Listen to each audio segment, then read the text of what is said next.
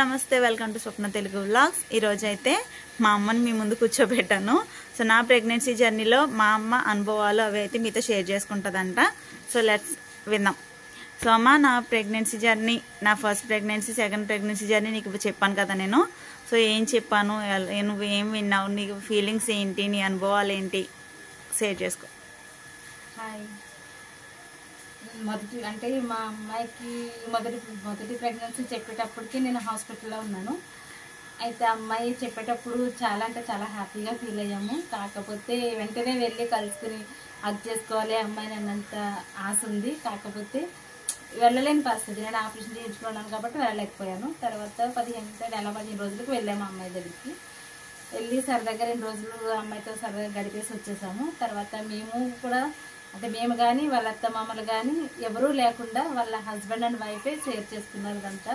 ఎందుకంటే వాళ్ళు రాయగఢలో ఉండేవాళ్ళు, అందుకని ఇంకా వాళ్ళు ప్రెగ్నెన్సీ టైం అంతా పాపం అంటే నాకు కూడా ఎలా చెప్పారంటే, నాకు చిన్న వయసులోనే నాకు పిల్లలు పుట్టేశారు। దానివల్ల ఇంకా నాకు అప్పుడు ప్రెగ్నెన్సీ రావడం కానీ ఎలా చేయాలనేది, ఎలా తినాలి, ఇవి నాకేం తెలీదు। అందుకే నేను మా అమ్మాయి కూడా నేనేమి షేర్ చేసుకోవడానికి ఏం చెప్పలేదు। ఆ అమ్మాయినే యూట్యూబ్ చూసి అవి చూసి ఇవి చూసి వాళ్ళని అడిగి వీళ్ళని అడిగి మొత్తం ఆ అమ్మాయి అంతా ధైర్యంగా అన్ని వాళ్ళ హస్బెండ్ ఇద్దరు కూడా బాగా చేసుకుని చూసుకున్నారు। తర్వాత అమ్మాయి పుట్టింది। అమ్మాయి పుట్టిన తర్వాత 9 నెలలు నిండిన తర్వాత అమ్మాయి పుట్టింది। అమ్మాయి పుట్టాక కూడా పుట్టిన వారానికి నేను ఇక్కడికి వచ్చాను। అప్పుడు తర్వాత 1 నెల మా అమ్మాయితో చూసుకోవడం, మా అమ్మ మనవరాలను చూసుకోవడం చాలా హ్యాపీగా గడిపాము। తర్వాత మళ్ళీ నేను వెళ్ళిపోయాను। తర్వాత మళ్ళీ వచ్చేసరికి మళ్ళీ ప్రెగ్నెన్సీ స్టార్ట్ అయ్యింది। సో నా సెకండ్ ప్రెగ్నెన్సీ జర్నీ తర్వాత మళ్ళీ మార్చి 23కి మళ్ళీ సెకండ్ ప్రెగ్నెన్సీ కన్ఫర్మ్ అయిందని మా అమ్మాయి చెప్పింది। మా పాపకి 2 ఇయర్స్ కంప్లీట్ అయిన తర్వాత ఆ తర్వాత అప్పుడు కూడా నేను చాలా హ్యాపీగా ఫీల్ అయ్యాను। అప్పుడైతే అనుకున్న తండ్రి సారికి మగబిడ్డ పుట్టాలని చాలా హ్యాపీగా అంటే అనుకున్నాను। కాకపోతే చాలా ప్రేయర్ చేసుకున్నాము। తర్వాత అప్పుడు ప్రెగ్నెన్సీ కూడా అమ్మాయి అక్కడే ఉంది। 9 నెలలు అంటే 8 నెలలు అక్కడే గడిపింది। తర్వాత 8 నెలల తర్వాత వాళ్ళ అత్త మామలు తీసుకొచ్చుకున్నారు। సో వెయిట్ ఫస్ట్ ప్రెగ్నెన్సీ జర్నీలో నాకు ఎటువంటి ఇబ్బందులు రాలేదు, వామిటింగ్స్ అవేవి తప్ప అంత ఎక్కువ ఇబ్బందులు అయితే కలగలేదు। సో సెకండ్ ప్రెగ్నెన్సీకి అయితే నేను చాలా ఫేస్ చేశాను, అవి కూడా మా అమ్మతో చెప్పాను। సో నా ఇబ్బందులు చెప్పినప్పుడు నీకు ఏం చెప్పాను? అప్పుడైతే నిజంగా చెప్పాల్సింది ఏంటంటే, మా అమ్మాయి అసలు భోజనం చేసేది కాదు, వంటగదిలోకి వెళ్తే ఆ స్మెల్ పడేది కాదు, వంట చేయడానికి ఆమెకి ఇష్టం ఉండేది కాదు, అలాగని కనీసం ఆ స్మెల్లే పడేది కాదు। పాపం నిజంగా వాళ్ళ హస్బెండే వంట చేయడానికి కానీ ప్రతిదానికి ఆమెకి హెల్ప్ చేసి ఒక చిన్న పాపలాగా అమ్మాయిని కేర్ చేశారు నిజంగా। పాపని అప్పటికి పాపం 3 ఇయర్స్ పాప ఉంది కాబట్టి అమ్మాయికి 3 ఇయర్స్ స్టార్ట్ అయ్యింది। అమ్మాయి కూడా పాపం ఈ అమ్మాయిని చాలా ఇబ్బంది పెట్టినా చేసినా ఇంకా అమ్మాయికి తినిపించడం కానీ చేయడం కానీ, అమ్మాయి తినేది కాదు కాబట్టి అమ్మాయికి తినిపించడం చేయడం చాలా అంటే చాలా కేర్ తీసుకున్నారు వాళ్ళ హస్బెండ్। చాలా నిజంగా ఆ విషయంలో అయితే నేను చాలా హ్యాపీ। తర్వాత అసలు ఇంకా తినడానికి కూడా 5వ నెల వచ్చేంత వరకు కూడా అమ్మాయి సరిగ్గా తినేది కాదు। అప్పటికి కరెక్ట్గా నాకు జూలై నేను ఇక్కడికి రావడం జరిగింది। అప్పుడు మా అమ్మాయిని నేను చాలా హ్యాపీగా చూసుకున్నాను। 1.5 month చాలా హ్యాపీగా ఇక్కడ ఉంచుకున్నాను। 5వ నెలకి నాకు చీర పెట్టడానికి ఇక్కడ తీసుకొచ్చారు। సో అప్పుడు తీసుకొచ్చి నాకు అప్పటికి తినబుద్ధి వేసేది అనమాట। అప్పుడు దాకా ఏం తినాలనిపించలేదు, అప్పటి నుంచి తినాలనిపించేది। అప్పుడు మా అమ్మ అయితే నాకు అన్నీ వండి పెట్టేది। ఇంకా నాకు తోచింది అమ్మాయికి ఏం కావాలి ఏంటని అన్నీ అడుగుతూ అమ్మాయికి కావాల్సినవి వండి పెట్టి 1.5 month నేను హ్యాపీగా చూసుకోగలిగాను। తర్వాత మళ్ళీ అమ్మాయి హస్బెండ్ దగ్గరికి వెళ్ళిపోయిన తర్వాత మళ్ళీ 8వ నెల స్టార్ట్ అయిన తర్వాత మళ్ళీ అత్త మామలు తెచ్చుకున్నారు। అప్పుడు కూడా వాళ్ళు కూడా చాలా బాగా చూసుకున్నారు ఆమెని। తర్వాత ఇక్కడికి వచ్చాక 9వ మంత్ వచ్చేసరికి ఇంటికి తీసుకొచ్చాము। అప్పుడు హాస్పిటల్కి తీసుకెళ్తే హాస్పిటల్కి తీసుకెళ్ళినప్పుడు ముందు కూడా చాలా ఇబ్బంది పడింది పాపం। అంత ముందు డెలివరీ కన్నా ఈ డెలివరీ టైంలో ఎక్కువ కొంచెం ట్రబుల్ పడింది అమ్మాయి। అయినా కానీ భగవంతుడు చాలా హ్యాపీగా అమ్మాయిని చూశాడు। తర్వాత వెళ్తే అమ్మాయికి మగబిడ్డ పుట్టాడు। అయితే నేను చాలా ప్రాబ్లమ్స్ అయితే ఫేస్ చేశాను, ఏం తినాలనిపించేది కాదని చెప్పాను కదా। సో నాకు ఏం తినాలనిపించలేదు। సో తర్వాత 5th మంత్కి నేను ఇక్కడికి వచ్చిన తర్వాత మా అమ్మ గట్రా నన్ను బాగా చూసుకున్నారు। తర్వాత హాస్పిటల్కి వెళ్తేనేమో బేబీకి ఏమో ప్రాబ్లం అని తెలిసింది। సో అది మా అమ్మ ఇక్కడ ఉండగానే తెలిసింది। సో ఆ వార్త విని మా అమ్మ ఎలా ఫీల్ అయింది?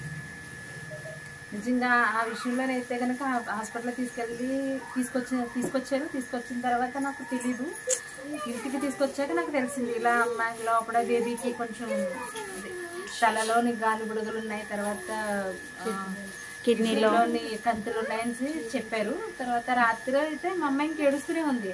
ఆ ప్రొద్దుట నాకు ఏంటి ఇలా అయింది ఏంటని అడిగేసరికి పొద్దుట తెలిసింది ఇట్లా ఉంది అని. వెంటనే హాస్పిటల్కి పరిగెత్తుకుంటూ వెళ్ళాము. అప్పుడైతే నిజంగా చాలా ఏడ్చాను నేనైతే, ఏం చెప్తుంది ఏంటని చాలా భయపడిపోయాను. అప్పుడు తర్వాత దేవుడి దేవుళ్ళ నేనైతే హాస్పిటల్కి వెళ్ళిన తర్వాత అనుకున్న, తండ్రి మా అమ్మాయికి బిడ్డ క్షేమంగా పుట్టాలి అంతే, ఇంకా నుంచి ఇంకేమీ నాకు వద్దు తండ్రి, ఈ డెలివరీ ఎలాగైనా సరే నువ్వే కాపాడాలి తండ్రి అనుకుని నేను దేవుడిని కోరుకున్నాను. తర్వాత నిజంగా ఆమె హాస్పిటల్ లోపలికి వెళ్ళి డాక్టర్ దగ్గరికి వెళ్ళి వచ్చేంత వరకు కూడా నాకు కాళ్ళు చేతులు ఆడలేదు. నాకు అంత భయంతో కూర్చున్నాను, అంటే ఏ వార్త చెప్తారా అనేసి. తర్వాత దేవుడి దగ్గర బయట వచ్చిన తర్వాత మా అమ్మాయి చెప్పింది ఏంటంటే, ఏమి కాదమ్మా మందుతో క్యూర్ అయిపోతుందంటే నువ్వేం టెన్షన్ పడకు, నాకేం పర్వాలేదంట అని చెప్పి ఆ అమ్మాయి చెప్పినప్పుడు చూడాలి. నిజంగా మా ఆనందం ఎంత అంటే ఇంకా చెప్పలేను అనమాట మాటల్లో, అంత హ్యాపీగా ఫీల్ అయ్యానండి నిజంగా. అలాంటి అయితే నా 5th మంత్ స్కానింగ్ ఎవరైనా చాలా బాగా వస్తుంది, బేబీ బాగుంటుంది అన్నట్టు ఎక్స్పెక్ట్ చేస్తారు కదా. సో అప్పుడైతే ఇలా ప్రాబ్లమ్స్ అని తెలియగానే చాలా బాధపడ్డాము. సో అదే రికవర్ అయిపోతాము అని చెప్పారు. బేబీకి అంతా క్యూర్ అయిపోద్దని చెప్పారు. చాలా హ్యాపీగా ఫీల్ అయ్యాము. తర్వాత నుంచి ప్రెగ్నెన్సీ జర్నీ అంతా నాకు నార్మల్గానే ఉంది. సో తర్వాత మా బాయ్ పుట్టాడు. బాయ్ పుట్టిన తర్వాత మా అమ్మ వచ్చింది. అక్కడి నుంచి మా అమ్మ చెప్తుంది సరే. తర్వాత బాబు పుట్టాడు, ఇదిగో బాబు. అయితే తర్వాత బాబు పుట్టిన తర్వాత నాకు మళ్ళీ రావడానికి కూడా చాలా ఇబ్బంది పడ్డాను. ఇంకా ఎలా అయితే బాబుని చూడడానికి రాగలిగాను. వచ్చిన తర్వాత 1 month ఇప్పుడు దాకా బాబుని చాలా క్యూట్గా చూస్తున్నాం. మరి దేవుడు ఆశీర్వదించి ఇదిగో ఈ అమ్మాయి ఏమో ముందు పాప, ఈ అబ్బాయి సెకండ్ బాబు. దేవుడు ఆశీర్వదించి నిజంగా చాలా హ్యాపీగా ఉన్నాడు. మేము కూడా నిజంగా దేవుడికి అంటే అలా ఉండడం నిజంగా చాలా హ్యాపీ మేము. కానీ ఇప్పుడు వెళ్ళేటప్పుడు అయితే మాత్రం చాలా అంటే చాలా మిస్ అవుతున్నాను నేను. అందులోకి మా అమ్మ అయితే నాకు ఇచ్చిన డేట్ని బట్టి November 22కి అయితే మా అమ్మ టికెట్ తీసుకుంది. సో అప్పటికి పుడతాడు కదా, అప్పటికి వెళ్ళొచ్చు అన్నట్టు అనుకుంది. తీరా చూస్తే మా ఓడేమో 14కే వచ్చేసాడు. అక్కడి నుంచి మా అమ్మ ఎంత ఫీల్ అయిందో, అయ్యో నేను రాకుండానే వాడు వచ్చేసాడు, అమ్మమ్మ చేతులకి ఇచ్చుకోవాలనుకున్నాను, అది మిస్ అయిపోయాను. అండ్ నన్ను ఇంకా చూసుకోవడానికి ఎవరు లేరు, ఎందుకంటే మా వదిన ప్రెగ్నెంట్. సో మా వదిన ప్రెగ్నెంట్ కాబట్టి మా వదిన నేను ఒక చోట ఉండకూడదు అలా అని చెప్పి అన్నారు. సో నన్ను చూసుకోవడానికి ఎవరు లేరు, మా రిలేటివ్స్ కూడా ఎవరు చూసుకోవడానికి ముందుకు రాలేదు. ఇంకా మా అమ్మకి భయం వేసింది, అది మా అమ్మ చెప్తుంది.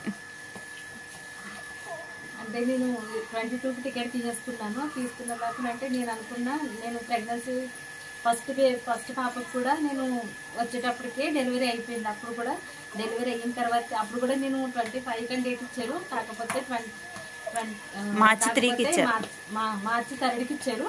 ఫిబ్రవరి 25కి డెలివరీ అయిపోయింది. అప్పుడు కూడా నేను ముందుగానే టికెట్ తీసుకోవడం వల్ల నేను రాలేకపోయాను. ఇప్పుడు కూడా తర్వాత ఇప్పుడు కూడా అలాగే 23కి ఇచ్చారు, 25కి డేట్ ఇచ్చారు. నేను సరే 25 అన్నారు కదా అని చెప్పేసి చూద్దాం 22కి తీసుకుంది, టికెట్ తీసుకున్నా. అంటే ముందుగానే వెళ్తాను కదా, బాబుని పుట్టబోయే బాబుని ఈసారైనా నా చేతుల్లో అందుకోవాలి, తర్వాత మా పాపని డెలివరీ అయినప్పుడు దగ్గర ఉండాలి, ఇట్లా ప్లాన్ వేసుకున్నాను నేను. కాకపోతే ఏం జరిగిందంటే ముందే డెలివరీ అయిపోయింది. 14కి డెలివరీ అయిపోయింది. ఫస్ట్ దానికైతే మా వదిన ఉంది నన్ను చూసుకోవడానికి, దానికైతే మా కోడలు ఉంది చూసుకోవడానికి. అమ్మాయి ఉంది కదా అని ధైర్యంతో నేను 6 రోజులు లేట్ వచ్చినా నాకు భయం అనిపించలేదు, కొంచెం పర్వాలేదు అనుకున్నా. ఇప్పుడు ఏంటంటే అమ్మాయి కూడా ప్రెగ్నెన్సీ అవ్వడం వల్ల అమ్మాయికి ఇద్దరు ఒక చోట ఉండకూడదంటే అమ్మాయిని పంపించేస్తాం. అమ్మాయి వెళ్ళిపోయింది, వాళ్ళ ఇంటికి వెళ్ళిపోయింది. వాళ్ళ ఇంటికి వెళ్ళిపోయేసరికి ఇంక ఈ అమ్మాయిని చూసుకోవడానికి కూడా ఎవరు లేరని చాలా ఏడ్చేదాన్ని. ఇంకా అప్పుడు నాకు రోజు అంటే ఒక గండంగా గడిచేది అనమాట. ఈ రోజు ఎలా ఉంటుంది, ఈ రోజు ఎలా ఉంటుంది అన్న టెన్షన్ ఎక్కువైపోయింది. తర్వాత ఇంకా తీరా చూసేసరికి ఇంకా బాగానే ఏం చేయాలో తెలియని పరిస్థితుల్లో వాళ్ళ అత్త మామ నిజంగా చాలా బాగా చూసుకున్నారు. ఒక తల్లిదండ్రుల కంటే ఎక్కువగానే చూసుకున్నారు. వాళ్ళు అలా చూసుకోవడం వల్ల నేను లేట్ వచ్చినా కూడా నేను పర్వాలేదు అనిపించింది. వాళ్ళు అలా దగ్గర ఉండి చూసుకోగలిగారు. సో ఇంటికి వచ్చి మా అత్తగారేమో అంగన్వాడీలో టీచరు. సో ఇక్కడ ఉండి నన్ను మార్నింగ్ ఏమో స్కూల్కి వెళ్ళడం, మళ్ళీ ఈవినింగ్ వచ్చి నన్ను చూసుకోవడం. మా హస్బెండ్ కూడా ఇంకా మా అమ్మ వచ్చే వరకు ఇక్కడే ఉన్నారు. సో వాళ్ళు నాకు అలా సపోర్ట్ చేశారనమాట మా అత్తగారు చూసుకోవడం వల్ల మా అమ్మ లేట్గా వచ్చినా నాకు సరిపోయింది. తర్వాత మా అమ్మ వచ్చిన తర్వాత మా అత్తగారు వాళ్ళు ఇంక వెళ్ళారనమాట. అక్కడి నుంచి మా అమ్మ నన్ను చూసుకుంది. సో ఇప్పుడు వెళ్ళిపోతుంది అన్నమాట. So sad feeling. చెప్పు. ఇప్పుడు ఇంకెళ్ళాలి, ఇప్పుడు వెళ్ళాలి. ఎందుకంటే మా స్కూల్ వాళ్ళు ఏం చెప్పారంటే సెకండ్కే స్కూల్లో జాయిన్ అవ్వాలని చెప్పారు. లేదంటే మళ్ళీ అంటే ఇదివరకు కూడా నేను చాలా లేట్ వెళ్ళడం వల్ల ఈసారి కన్ఫామ్గా రీఓపెన్ టైం కంపల్సరీ ఉండాలని చెప్పారు. ఇంకా అందుకని ఇంకా నేను 31st కల్లా వెళ్ళాలి ఇక్కడ నుంచి. ఫస్ట్ చూసుకుని సెకండ్కి స్కూల్కి జాయిన్ అవ్వాలి. అందుకని ఫస్ట్ కూడా నేను ఇక్కడ ఉండకుండా వెళ్ళడం అనేది చాలా బాధాకరంగా ఉంది. చాలా తట్టుకోలేకుండా ఉంది. ఏడుస్తే బాగోదని ఆపుకుంటున్నా. పిల్లలు ఎదుర్కొంటా మళ్ళీ వాళ్ళు కూడా ఏడుస్తున్నారు అసలు. ఎందుకంటే రాత్రి నుంచి కూడా ఎవరు నిద్రపోవడం లేదు, ఇంకా బెంగతో కూర్చున్నారు. వాళ్ళకన్నా ఎక్కువ బాధపడుతున్నాను, చాలా మిస్ అవుతున్నాను. అంటే నా మనవడు నిజంగా వదిలి వెళ్ళడం అనేది చాలా నరకంగా ఉంది. కానీ తప్పని పరిస్థితులు నేను వెళ్ళవలసి వస్తుంది. ఇలాగా నిజంగా ఏ తల్లికి రావకూడదు, ఎందుకంటే వెళ్ళడం అనేది చాలా బాధాకరం. కానీ వదిలి వెళ్ళవలసిన పరిస్థితి, వెళ్ళాలి అంతే. మాకు ఈ వీడియో కనుక మీకు నచ్చినట్లయితే లైక్ చేయండి, షేర్ చేయండి, సబ్స్క్రైబ్ చేయండి. అందరికీ ముందుగానే హ్యాపీ న్యూ ఇయర్. పిల్లలందరితో గడపాలని చాలా హ్యాపీగా ఫీల్ అయ్యాను. కాకపోతే అలాగ గడపడానికి అవ్వట్లేదు, అందుకే పిల్లలు వదిలేసి నేనే వెళ్ళవలసి వస్తుంది. మీకు అందరికీ ముందుగానే హ్యాపీ న్యూ ఇయర్ అయితే అని చెప్పేస్తున్నాము. సో మీ అందరికీ ముందుగానే happy new year. Bye bye.